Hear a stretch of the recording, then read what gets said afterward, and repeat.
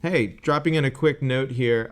I have taken all my LSAT stuff. So, hey, if you're watching this, you're on my math channel and you care about math, not the LSAT, right? So you're already turning this off. But if you're not, this is an LSAT game. And the LSAT is a test you take if you want to go to law school. And I do a whole series of videos where I do these LSAT games. They're kind of like logic puzzles, kind of like Sudoku puzzles. And usually I put those on a different channel, but I thought today I would just do a quick cross post. So if you watch for math videos and then you're like, oh, I'm into the LSAT, I want to take the LSAT, here you go. This video is right in your wheelhouse. I hope you enjoy it. I'll be back with some math content for you guys next week. Hey, I had a request. I love requests. I love posting responses to requests. So if you are watching one of my games videos, and I'm going to do other videos eventually, if you're watching one of my games videos and you think, gosh, this is great, thank you, but I would love to see him do blank. Practice test 23, game 2. I'm happy to do it. That's what I've got,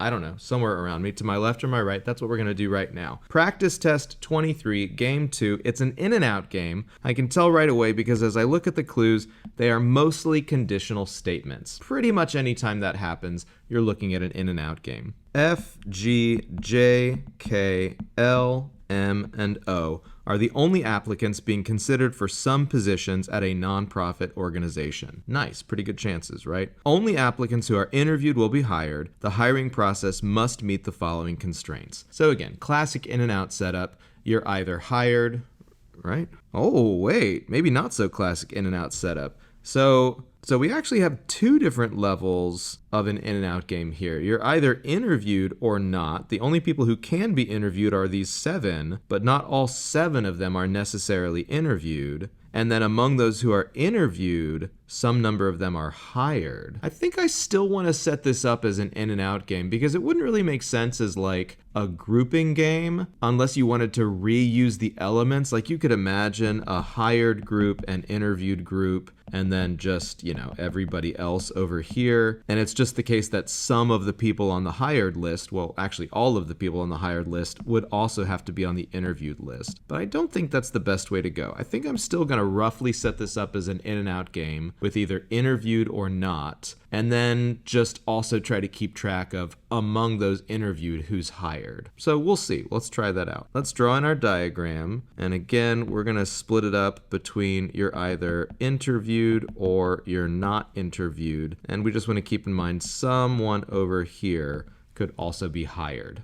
All right, let's get to the clues. If G is interviewed, J is interviewed. Okay, so if G is in, J is also in. Now remember, this does not mean if J is interviewed, G is interviewed. That would be going backwards on this conditional statement. It certainly is true, however, that if J is not interviewed, then there's no way G is interviewed. So we can go ahead and write our contrapositive immediately. If J is interviewed, L is interviewed. Okay, so we can also already see a kind of chain being set up here. If G is in, J is in. If J is in, L is in. But as I've discussed on other in and out games, don't worry about those kinds of trains. That will come oh gosh, that's not what I meant to do. That will come naturally as we actually fill in the diagram. So the only thing we're going to do here is, again, our contrapositive. If L is not interviewed, then J is not interviewed. And again, what will naturally happen, of course, is that we'll also be able to say that G is not interviewed. F is interviewed. Okay, absolute best kind of clue. For sure, F is on the inside. F is not hired unless K is interviewed. Okay, unless you always want to symbolize as if not. So really what this is saying here is if K is not interviewed, then F is not hired. Now, I want to be careful with my symbols here. I'm not just going to do F/ because that would tell me F is not interviewed, which I actually know is impossible. For sure, F is going to be interviewed. So what I'm going to do here is just put a little F hired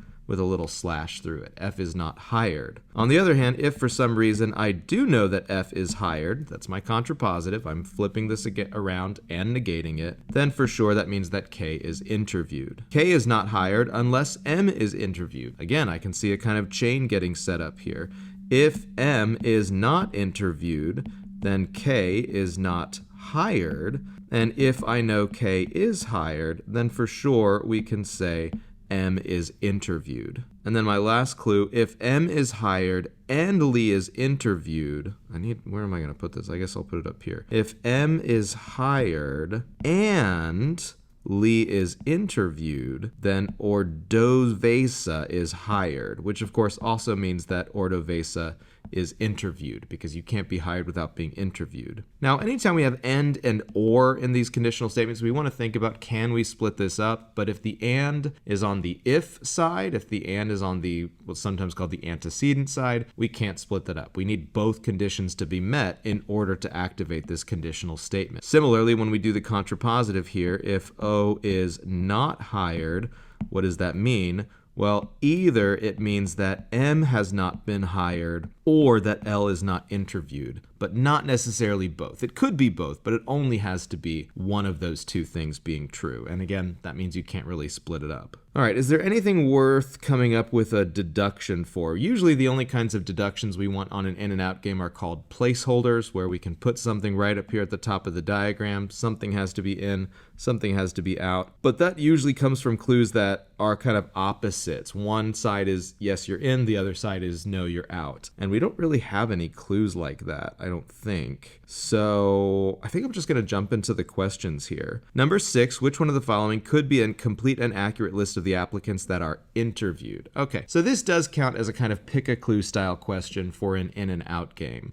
Again, I've done other explainers. You can look through other games, comment if it's like, Tim, I don't know what you're talking about. Link me to the game, and I'll try to link to the previous games. Not all games have a pick a clue style question, but if a game has it, it's always going to be the first question, and it'll ask something about like a complete and accurate ordering of the elements, or a complete and accurate list of who could be in what group. With an in and out game, it's a little tricky because they'll usually only show you one of the groups, but in fact, that means you do know about the other group. Like in this case, if this is a complete and accurate list of everyone who's interviewed, then everyone who's not on this list must not have been interviewed, and they would be on the outside. The reason that that is going to matter is, consider something like, what's a good example of this? Well, it's not great, but like look at something like A. A has F and G both in. Well, that means that everybody else would be out. So, sometimes it's even worth actually writing this down. In this case, it would be all of the other elements. J, K, L,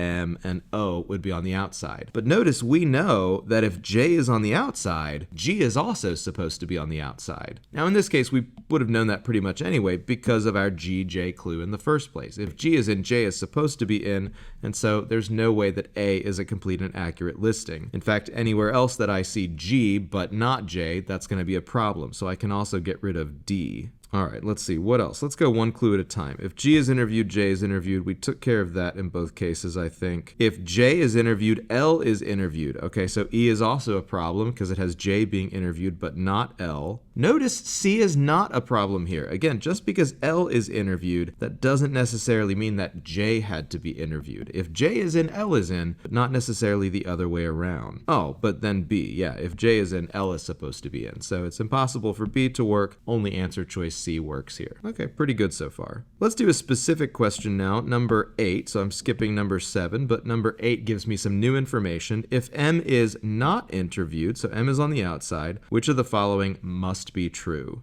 Well, if M is on the outside, M is not hired. I do have this thing over here about M not being hired, but I don't know anything about L yet. Of course, we always know F is in. Let's see, if M is not interviewed, K is not hired. So for sure right now we know K cannot be hired, but we don't necessarily know if that means K is not hired and not interviewed or just not hired. K could be interviewed but not hired. If K is not interviewed, then F is not hired, but again, I don't know enough about that. And the whole GJL thing, I don't really see how GJL are getting involved here. Ooh, it feels like I should know more.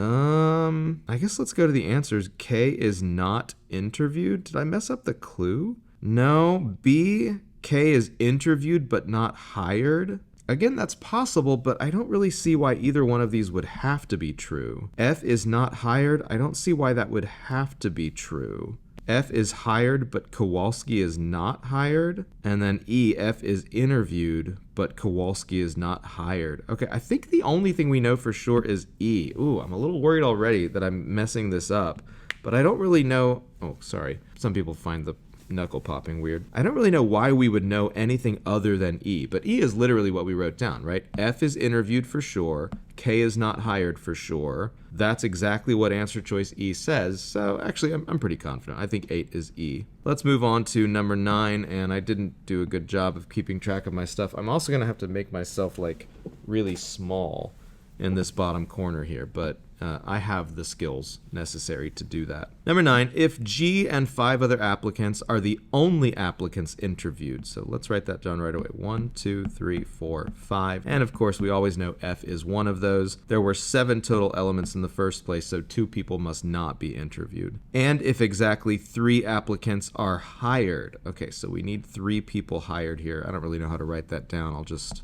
remember it, I guess.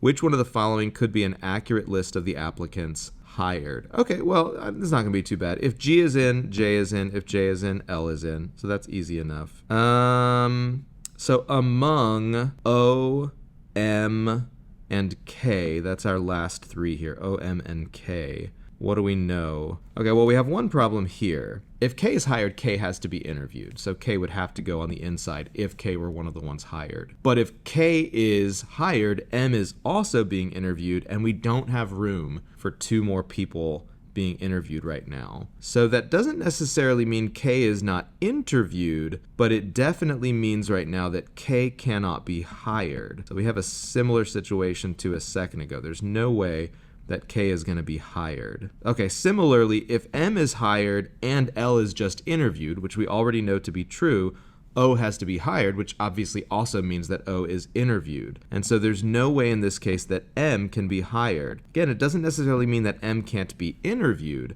but it does mean that M cannot be hired. Is there anything else we can say like that? If F is hired, K is interviewed, but that's okay. K can be interviewed without being hired, so F could be hired here right now. G, J, L, we don't know anything about among them who is hired. Can O be in and hired right now? Yeah, I think so. Okay, let's go to the answer choices. Which one of the following could be an accurate list of the applicants hired? Well, it can't have M and it can't have K. So A is out because it has M. B has both of them. C has K. D has M. Only answer choice E does not have one of K or M, so it has to be answer choice E. All right, I hate doing this, but I'm running out of room. I'm going to have to... Oh, no, I really can't. I can't erase stuff. Maybe I'll just move. And let's do the next specific question, number 10. If every applicant that is interviewed is hired, and if Lee is hired, then each of the following applicants must be interviewed except... Okay, so this is actually a could be false. Who does not have to be interviewed? Everyone who's interviewed is hired. Was there any limit on how many could be hired? No. Lee is hired. Well, if you're hired, you're interviewed. So for sure, we know that F and L are both on the inside, and in this case, both hired right now.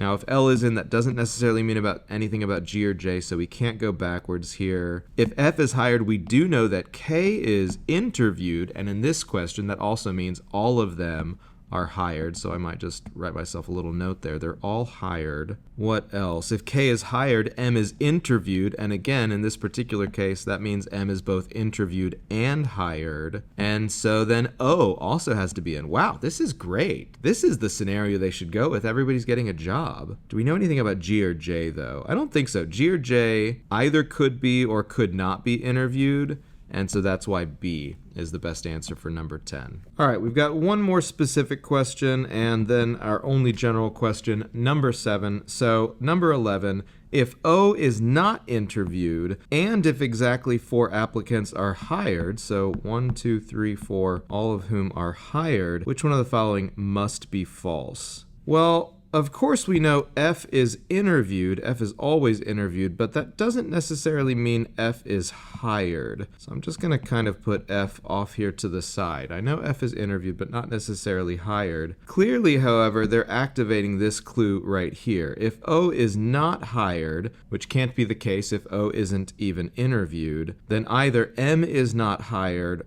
or L is not even interviewed, or as we said earlier, it could actually be both of those possibilities. What else do we know if we've got 4 people being hired? Well, if we have 4 people being hired, and we know at least one of M and L are not hired, because like, if both M and L are hired, then they're both interviewed, and that would mean O had to be hired, which is impossible. So is there a way to represent that? And then I've got the whole GJL thing. Like, if I've got 4 people being hired, no more than 3 people can not be interviewed. But I don't know if it's like K and M. Man, I just don't know that much here. Which one of the following must be false? Feel to me like there should be a problem with G being interviewed, because G is interviewed, J is interviewed, L is interviewed. L is the one that gives me kind of a sense, oh, maybe that's a problem. But as long as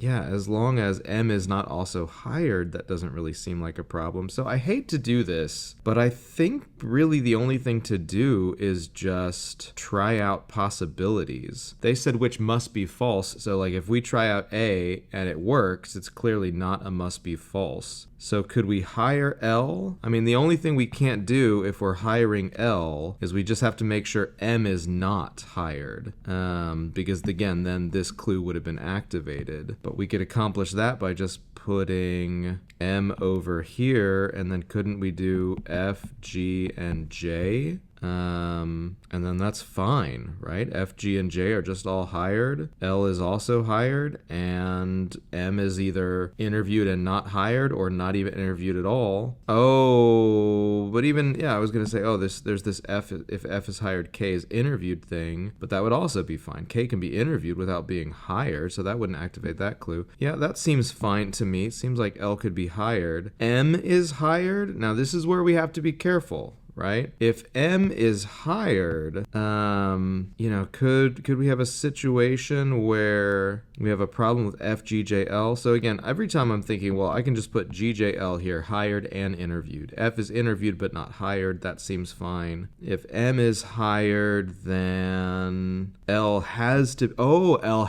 be on the outside. So wait a second, that is a problem. If M is hired and we know that O is not hired, then basically I'm looking here and I'm thinking, okay, we know O is on the outside. If they're saying M is hired, that part of the conditional can't be satisfied. It must be the case that L is not interviewed at all. So if M is hired, L is on the outside. But if L is out, J is out. And if J is out, G is out. And now I can see, that's not enough people left over to hire at all. So there it is. It's impossible for B to work out. And our last question, general question number 7, which one of the following could be true? So this is why we don't want to erase, because now we're going to use all these wonderful, juicy scenarios that we've worked out to eliminate choices. What could be true? L and M are the only applicants interviewed. Well, that's impossible. F is always interviewed, right? So that's no good. F, J, and K are the only applicants interviewed. Well, if J is interviewed, L is interviewed. So that's not possible. G and one other applicant are the only people interviewed. Again, no. Once G is in, J is in, L is in, that's impossible. G and 2 others are the only ones interviewed. Tempting, GJL, right? But remember, F also has to be interviewed. So just by process of elimination, it must be E. G and only 3 other applicants are interviewed. Sure, GJL and F, I think, should be a possibility here. So that's it. All that's left to do is check our work. This was 6 through 11. Hopefully we're going to find that we did this correctly. Let's go through right now. All right, we've got C, 7, E, 8, E, 9, E, 10, B, and 11B. Nice. We got them all right. That's always very nice. Okay, what do I think about that game? Like I said, pretty classic in and out setup at first. Little bit of a wrinkle in there with the whole hired versus interviewed thing, but I guess maybe you could almost treat it like a 2-dimensional in and out game where you're just keeping track of a second dimension while you go. Ultimately, not that bad. One kind of weird clue. You always have to be careful when you have these conditional clues, but basically compound conditional clues with ands and ors. I hope that's been helpful. Comment down below. Again, I love getting gamers requests. I try to respond every time that I can. I know that I have not been updating this channel much lately, but hopefully I will update it a little bit more in the near future. But that's it. That's all I got for you guys today. See you later.